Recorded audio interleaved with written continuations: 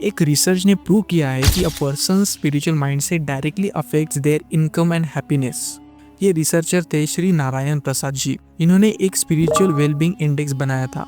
उन्होंने thousands of लोगों का डाटा एनालाइज किया और देखा कि स्पिरिचुअलिटी सिर्फ बिलीफ नहीं होती, इट्स मेजरेबल माइंडसेट। इस इंडेक्स में 12 इंडिकेटर्स थे, like how clear is your life purpose, do you live in present, are you control by your desires और अबव देम। और इसी रिसर्च ने ह्यूमंस को 4 कैटेगरीज में डिवाइड किया और इनमें से डी कैटेगरी के लोग फाइनेंशियल और इमोशनल दोनों लेवल पे सबसे सक्सेसफुल निकले। So let's understand what this 4 categories and which one are you.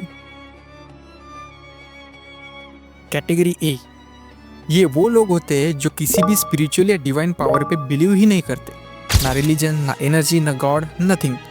फिर भी इंटरेस्टिंगली उनका स्पिरिचुअल स्कोर 0.38 निकला, क्योंकि ये लोग सोशल वर्क या गुड बिहेवियर जैसे एक्शन करते हैं जो इनडायरेक्टली स्पिरिचुअल से लिंक्ड होते हैं। So even if you don't believe in God, your karma might still make you more spiritual than many religious people. Category B, ये लोग किसी फॉर्म ऑफ स्पिरिचुअलिटी या रिलीजन में बिलीव करते हैं, बट सिर्फ बिलीव तक ही रुक जाते हैं। कोई रियल प्रैक्टिस नहीं, कोई इनर रिफ्लेक्शन नहीं, कुछ भी नहीं।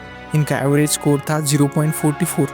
बिलीफ है पर डेप्थ मिसिंग थी। एवर सीन पीपल जो हर टाइम भगवान सब देख रहा है बोलते हैं, बट खुद अंदर से एम्प्टी फील करते हैं। These people fall under category B. Category C, ये लोग रिचुअल फॉलो करते हैं, टेम्पल जाते हैं, पूजा करते हैं, बट पर्पस होता है मटेरियल कंफर्ट, लाइक पैसा, सक्सेस या पर्सनल बेनिफिट्स। इनका स्पिरिचुअल स्कोर 0.48 निकला, थोड़ा better but still surface level spirituality. तो बेसिकली अगर तुम्हारा स्पिरिचुअलिटी का मतलब है मेरा विश फुलफिल हो जाए, तो तुम भी कैटेगरी सी में हो। कैटेगरी डी, अब ये सबसे इंटरेस्टिंग कैटेगरी है। ये लोग स्पिरिचुअलिटी को अपनी लाइफ का रियल पर्पस मानते हैं। उनके लिए स्पिरिचुअल प्रैक्टिस का मतलब है अपने ट्रू सेल्फ को समझना और इनर पीस और अवेयरनेस डेवलप करना। इनका स्पिरिचुअल इंडेक्स 0.82 था, सबसे हाईएस्ट, और सरप्राइजिंगली इनका इकोनॉमिक और साइकोलॉजिकल वेलबींग इंडेक्स भी सबसे हाई था। मतलब जिन लोगों ने जेन्युइनली स्पिरिचुअलिटी को अपनाया वो फाइनेंशियली और मेंटली दोनों स्ट्रांग निकले। ये वो लोग होते हैं जिनके पास सब कुछ नहीं होता, पर फिर भी वो सबसे ज़्यादा पीसफुल लगते हैं। You can literally feel their calm energy. सोच लो, अगर तुम दिन भर काम सिर्फ प्रमोशन या पैसा मिलने के लिए करते हो और रिजल्ट ना मिले तो फ्रस्ट्रेटेड फील करते हो, तो you are in category C. अगर तुम डेली पूजा या मेडिटेशन करते हो बट सिर्फ हैबिट के लिए बिना समझे क्यों कर रहे हो, तो you are in category B. अगर तुम स्पिरिचुअल नहीं हो फिर भी जेन्युइनली अच्छा काम करते हो, हेल्प करते हो, then you are in category A. और अगर तुम अपना काम इसीलिए करते हो क्योंकि तुम्हें लगता है ये मेरा धर्म है और रिजल्ट चाहे कुछ भी हो तुम्हारे अंदर पीस रहता है, then you are in category D, the highest level of spiritual clarity.